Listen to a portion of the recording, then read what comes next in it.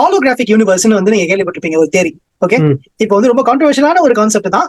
ஆனா அதுக்கே ஒரு அப்போசிஷன் இருந்தது. என்ன மாதிரி அப்போசிஷன் வந்து வச்சாங்கன்னா, ஒரு ஹாலோகிராம் வந்து உருவாக்கணும், இல்லாட்டி இந்த அளவுக்கு large scale wide scale universe வந்து ஹாலோகிராஃபிக் ப்ரொஜெக்ஷனா வந்து ஆக்கணும்னா, the computing power for this should be மேக்னானிமஸ்.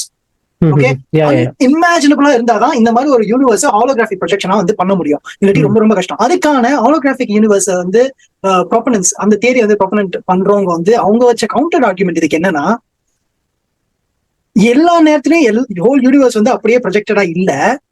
ஐயோ, ஓகே, ஐயோ, அதுதான். நீ என்ன உன் விஷுவல் ஃபீல்ட்ல இருக்கோ, என்ன நீ பாக்குறியோ, என்ன நீ சென்ஸ் பண்றியோ, அது மட்டும் தான் ப்ரொஜெக்ட் ஆகுது. Holographic projection.